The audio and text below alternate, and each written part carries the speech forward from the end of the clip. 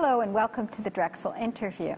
I'm your host, Paula Morantz-Cohen, speaking to you from the Leonard Pearlstein Gallery of the Antoinette Westphal College of Media Arts and Design at Drexel University. Today my guest is Dr. Sal Mangione. Dr. Mangione obtained his MD from the Catholic University of Rome, then trained in internal medicine, pulmonary, and critical care medicine at the Medical College of Pennsylvania.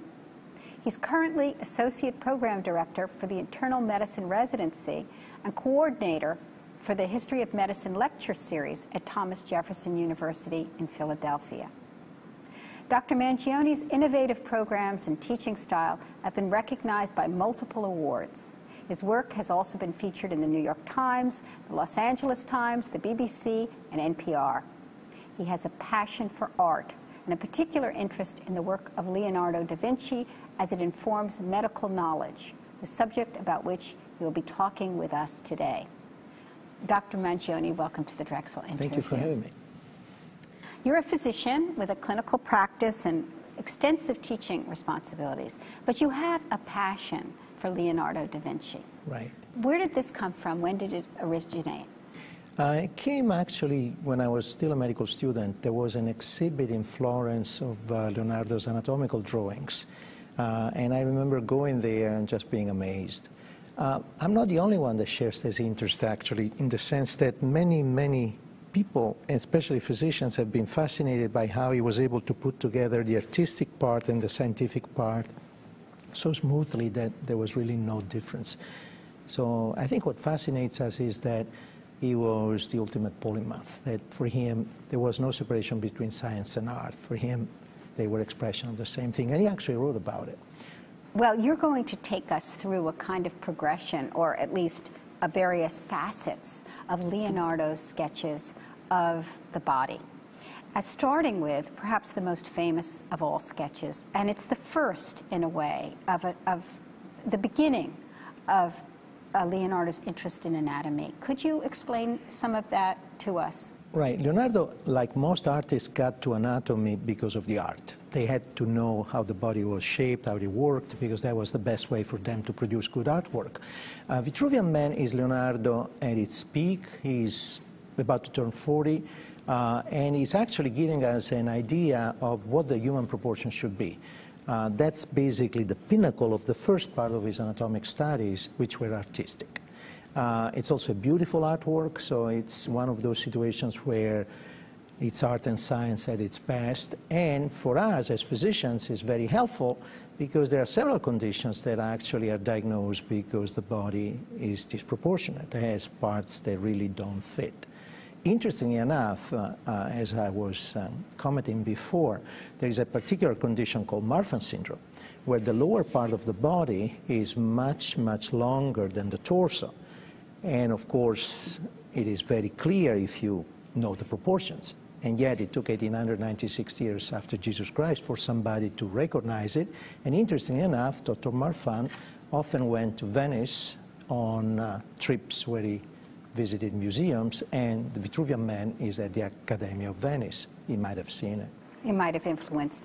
A couple of things about this, which we'll see when we look at the other sketches, drawings, that first of all, the writing around it is written in the typical mirror style that Leonardo used. Is there any reason why he did that kind of writing? Right. There are a couple of theories. The first one is that Leonardo might have been dyslexic. And actually, dyslexics often think in pictures and see the world differently. It's not uncommon for many artists to actually have had dyslexia. So dyslexics often write right to left. It gets very common for them. The second thing is that Leonardo was left-handed. And so if you had to write with ink and you went right to left, you were less likely to smear the page by doing that. So it could have been that. And then there is the theory that if Leonardo was indeed paranoid, and he might have been a little bit, this was a good way to keep the secrets. I'd like you to talk about this very important, groundbreaking drawing of the female internal anatomy. What is significant about this? Okay, so Vitruvian Man is Leonardo at its peak as an anatomist and an artist. Here is the scientist that has taken over. So this is one of the last works he produces. It's an interesting work because it's so anatomically accurate that if you look at what was available in the medical literature in those years, is no comparison. So this was eons ahead of his time. Problem is, stayed in a box in the Windsor Castle for 300 years. That's the pity.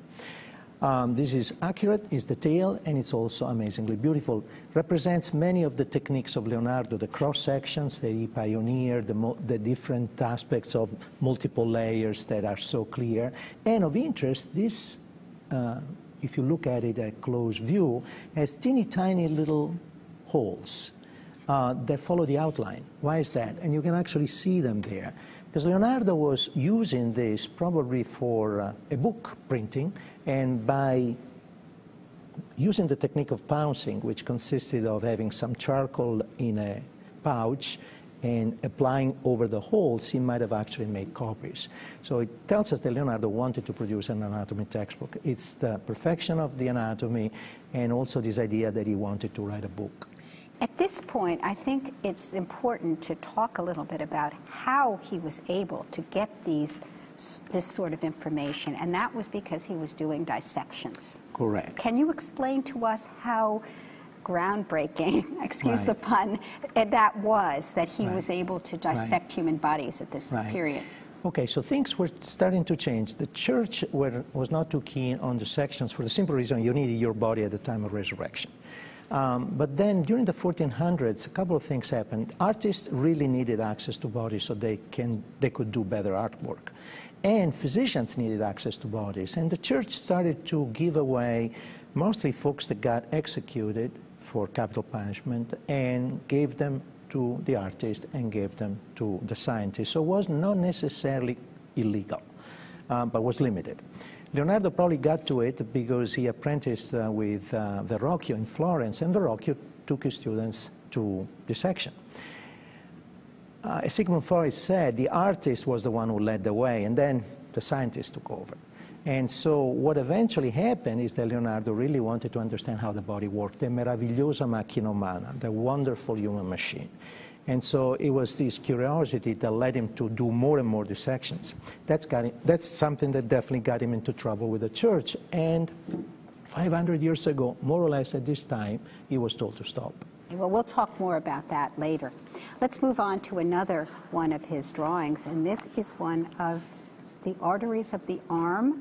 And there are some significant observations on this page that you have told me about.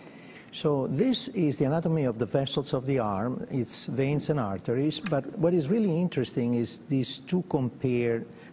comparison of these two vessels. You see the tortuous vessels on our left, and then you see the straight vessels on the right. So Leonardo tells us that in a winter in early 1500, he found himself in Florence, and he had the opportunity to do an autopsy of an old man who died in front of him at the age of 100, and he wanted to understand why he died so peacefully. And then a few days later, he autopsied a little boy that was 2 years old. And so he could compare, and if you flip it and you read the Italian, the straight vessels belong to a giovane, to a young person, to the boy, and the tortuous vessels belong to the vecchio, to the old man. So Leonardo here in the writings understands that the old man has died so peacefully because the blood supply to the heart and to the extremities was compromised by excessive nutrition that had choked the vessel. Conversely, the boy didn't have that. So this concept of atherosclerosis comes from astute observation, which brings us to another important point. Leonardo, in many ways, pioneered science. Was observation and was absolutely no reliance on what had been written before. And that, in many ways, was because Leonardo didn't have access to that, and he was, in many ways, an outsider. So he actually was proud of the fact that he wasn't biased by wrong information. Here are some sketches of the leg bones. Correct. And what's important about these? The multiple views. Okay, so we know more and more that people that think in pictures, visual spatial thinking, is the undercurrent of creativity and innovation. And actually, many people that think in pictures tend to be dyslexic, which is kind of interesting. So thinking in words may not be as beneficial as thinking in pictures. Leonardo clearly was a brain that thought in pictures. And what you see here is thinking in pictures at its best. So he pioneers the idea of giving us multiple views. So you see the front, you see the back, you see the side, and he tells us you have to see the piece as if you were walking around it. And here, another interesting thing that he pioneers are these guide wires. See these strings that he puts on the side? Is to mimic the function of muscles. So he could move from the anatomy to the function. In general, most of the information is conveyed visually, and it's anatomical, and conversely, the physiological is in text. But as you can see just from the sheet, the text is minimal. It's all information that is visual. How did this compare with medical textbooks of the day? Oh, it's absolutely amazing how he was ahead of his times by easily 150 years. In fact, many of the things he discovered had to be rediscovered 150 years later and are now named after the ones who rediscovered them. So Leonardo was ahead. The only problem is that whether because he was a bit secretive and paranoid, or whether because he was afflicted by the worst case of ADD in history, he never published. He actually writes, it's noble to think, it's not noble to produce. So it's almost like God said, I'm going to make you a genius, but I'm going to make you irrelevant. So most of his information stayed in a chest for hundreds of years. Amazing. This is another good example of cutaways technique, cross-section cutaways technique, which are now standard. Leonardo pioneered them. What he was doing here, he was looking for the seat of the soul. There were two theories. Was the soul in the brain, or was the soul in the heart? For Leonardo, it was in the brain, and he identifies it in the sella turcica, which is where the hypophysis is. So these guidelines tell you where to find it, and was called the common sense, the sensus communis. And how did he happen upon that area as the seat of the soul? Well, that was his bias, but part of his work, which is the one that eventually got him into trouble, was the search for the soul, the seed of the soul, and the time that the soul implanted in the body, which eventually led him to study fetuses. Okay, which we will get to. What extraordinary detail here. Right. And this is, again, what is amazing about Leonardo. You can't call him an artist or a scientist. It's just a humanist who happens to be both. And this is beautiful. These are just simply beautiful and pleasing to our eyes.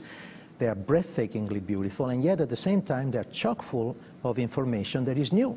For example, the number of vertebral bodies, the shape of the spine. This is all new information. See these guidelines? So we call them exploded views. So it gives us a sense of how these vertebral bodies are piled up on top of each other, and we can see them. So again, he thought in pictures. This idea of thinking in 3Ds. These same idea. Images of the hand muscles, Yes. bones, ligaments? Absolutely. This is amazing, accurate information, and the function just ahead of his times. This is interesting because Leonardo, as an artist, got into facial expression. Now, this is another interesting thing. As a species, we have muscles. They are devoted exclusively to convey emotions. That makes no sense. Why, as a species, we should have muscles dedicated only to that? 90% of emotions are facially expressed. And Leonardo, of course, was interested in that, and here he gives us a sense of which muscles contract when you're angry, when you're happy, because he was an artist. And this is a good example of some artistic rendition, but it's again blended from art to science without any solution of continuity. So these are the muscles of facial expression. So is it studying his more famous paintings, can you see how he implemented this? Correct. You can see that there is an evolution, that all this thing gets to influence his portrait, his portraits. So there is the famous portrait of the Florentine woman that is actually the only one in this hemisphere, is in Washington. That was from the early Florentine time, and it's not as fancy and sophisticated as, for example, the lady with the ermine, which is a little later in time. So he definitely used that information. So you can see how his anatomical work informed the way Correct. he would do facial expression. This is interesting. This is interesting. Actually, this idea of the onion, multiple layers, is the idea that the layers that cover the brain can resemble indeed an onion and be peeled one after another one. So Leonardo was now still studying the seat of the soul, got into the brain, gave us totally accurately the multiple layers, compared them to an onion, and gives us the idea that we have ventricles inside the brain. And how did he know about that? He filled them up with wax, liquid wax. And this is actually a technique that had to be rediscovered. Also, he was interested in the eye. Why? Because as an artist, he wanted to know how the eye works.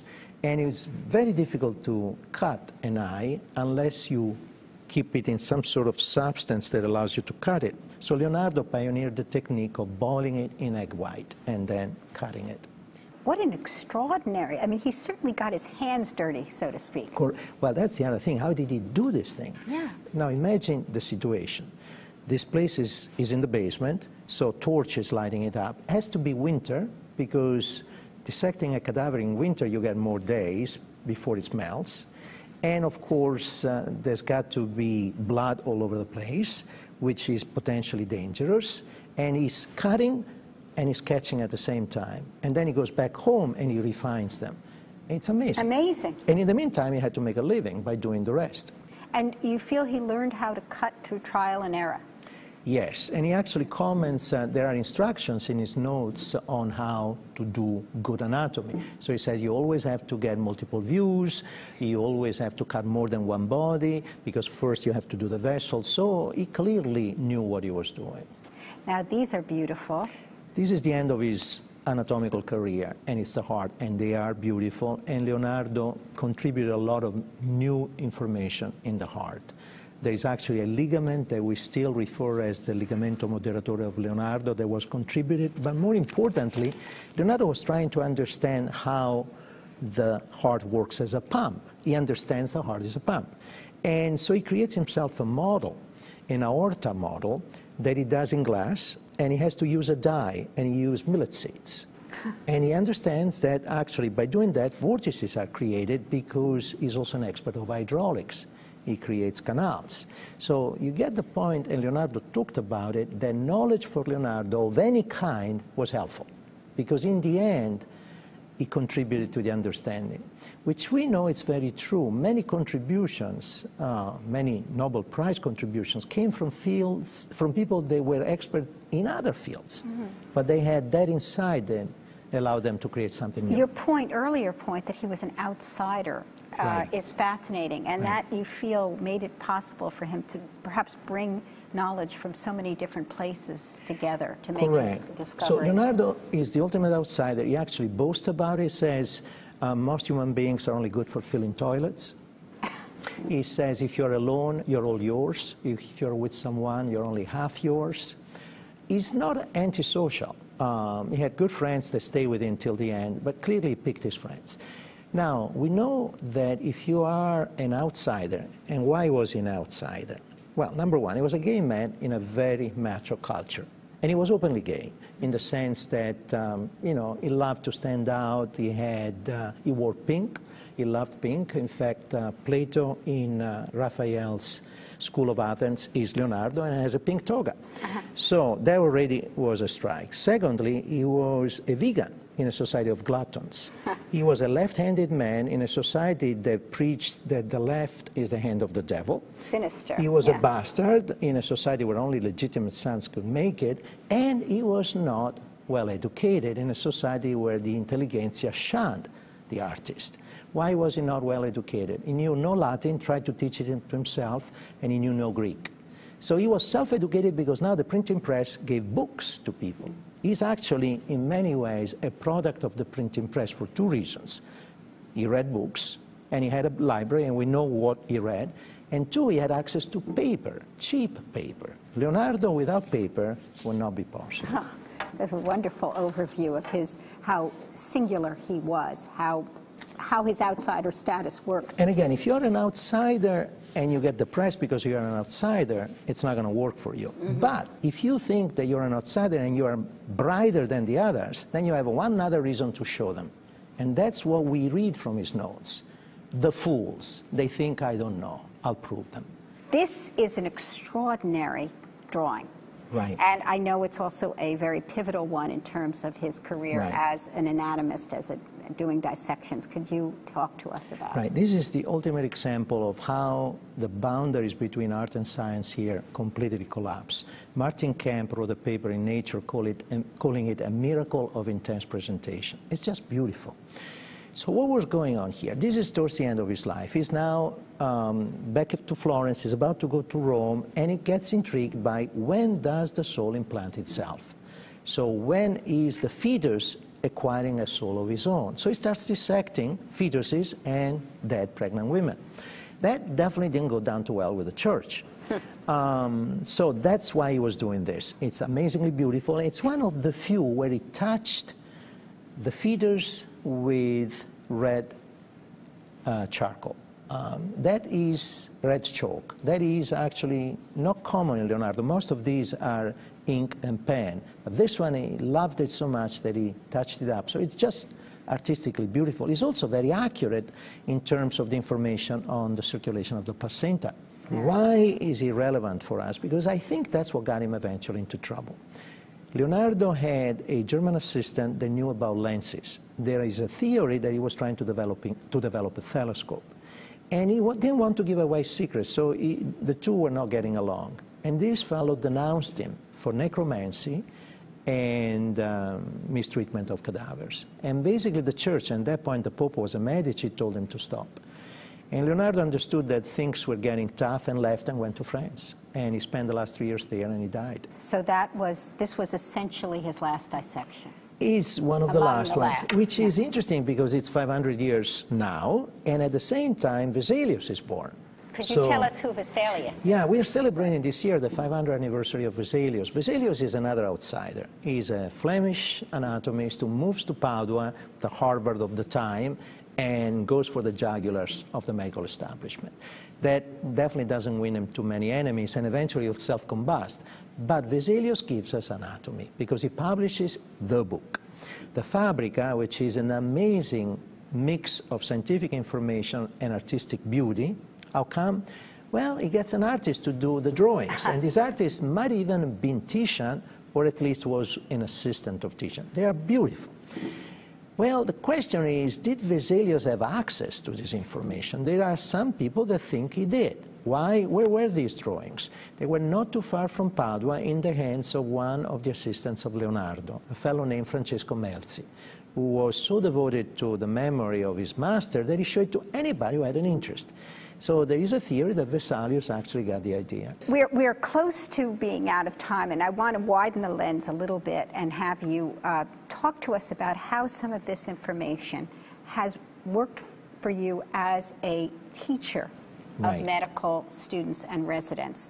Do you feel that what role does it play, and what role do you feel art in general plays for medical students and doctors? Well, it's a good question, and I think the question is, what is a doctor? And I think we should start by asking that question. Now, if you look back at what physicians traditionally have been, they've been much more than technicians. If you look at what we have become now, we're technicians. Now, physicians have been healers, they've been artists, they have been travelers, they have been legislators, they have been revolutionaries, Che Guevara. They have been so many things that what is fascinating about the medical profession is that it's like a Rorschach test. It tells us more about ourselves than about the craft. I think Leonardo is an inspiration for students to be more than a technician. Moreover, there is the clear-cut evidence that if you think in pictures, you're going to see more stuff. And that can be very helpful for a physician since astute observation is at the core of the medical profession. So there is a lot to learn from. In fact, actually, interesting enough, Leonardo in one of the codices writes about it. If you're interested in me, study me. And so reader, if you're interested in me, study me. And yet you said that he did not make his work available. That's a paradox. Right. Right. Well, Leonardo was probably not happy with the work until it was totally complete. And given his brain, could never happen because each part of the work led to another question, to another need for reading, for experimenting. So by default, he could never finish it. I think the lesson from Leonardo is the beauty of the human brain. There were very few people that walked the earth that can serve as an inspiration like Leonardo. And of course, the beauty of these sketches themselves, even though they've been superseded and other scientists have come up, still you can't find something that you can look at with such pleasure anywhere else. Absolutely. Even though they're very scientific and technical. Absolutely. And by the way, for the viewers, if they're interested in seeing these things, the Queen of England has actually produced an app. The Queen of England has more than 200 of anatomical drawings by Leonardo. In fact, they're almost all there. And now there is a high-definition app for the iPad where you can see them, you can read the text, and it's wonderful. Well, I want to thank you so much, Thank you. Dr. Thank you for having me. Mancioni. This has been a really insightful interview. Thank you. Pleasure. And thank you for joining us today at the Drexel interview.